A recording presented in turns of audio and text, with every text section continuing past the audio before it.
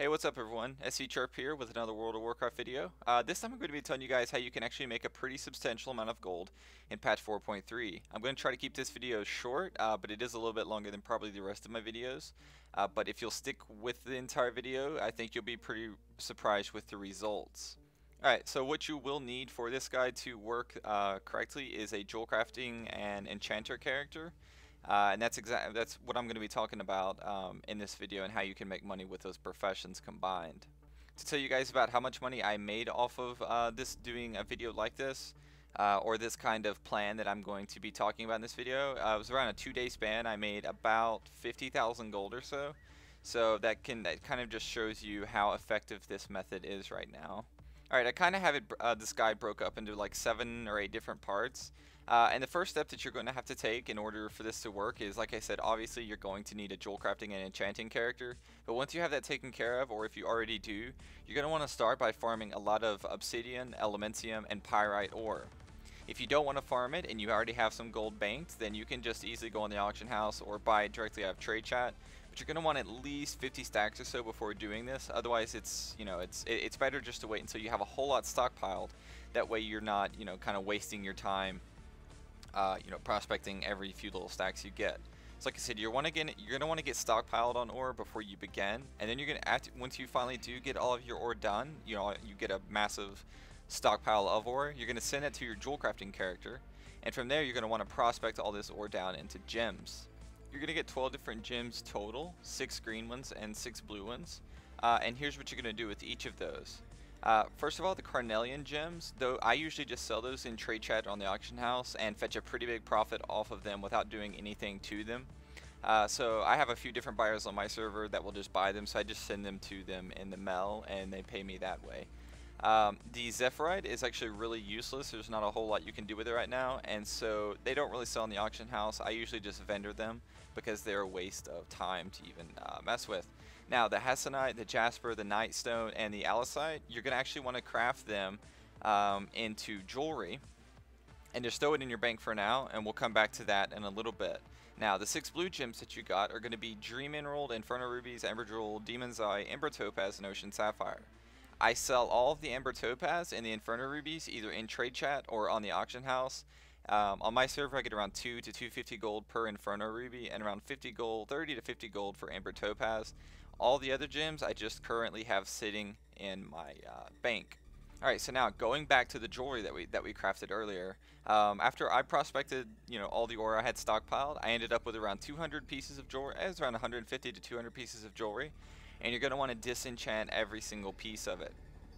This is going to give you 3 different enchanting materials: Hypnotic Dust, Celestial Essences, and Lesser Heavenly Shards, and you'll occasionally get a regular Heavenly Shard. So you're going to want to sell all of those things on the auction house. Sometimes it is better to sell lesser Celestial Essences, but that's something you'll just have to check on the auction house on your server. Compare lesser Celestial Essence to greater Celestial Essence and see which one's going to be more worthwhile for you on your server. I usually sell both, lesser and greater. That way I can just sell them quicker and get rid of them faster and get my gold faster. Hypnotic Dust does take a little while to sell because you're going to have such a huge amount of it, but I always keep it posted on the auction house, and enchanting mats are so cheap to post on the auction house, it's kind of a waste not to have them up there at all times. So again, I usually undercut hypnotic dust prices just so that I can get rid of it as fast as possible, because like I said, you're going to have so much of it, you want to constantly be selling this dust. Now, the last item you're going to have is, like I mentioned before, lesser Heavenly Shards and sometimes regular Heavenly Shards. I usually just convert all my lesser Heavenly Shards to regular Heavenly Shards because on my server they sell for more. It's more effective for me to sell them that way. And I get around 100 gold or so each for each of those Heavenly Shards. Alright, so that pretty much wraps it up and how you're going to make your gold, but let's do a quick recap on everything that we've done so far up to this point.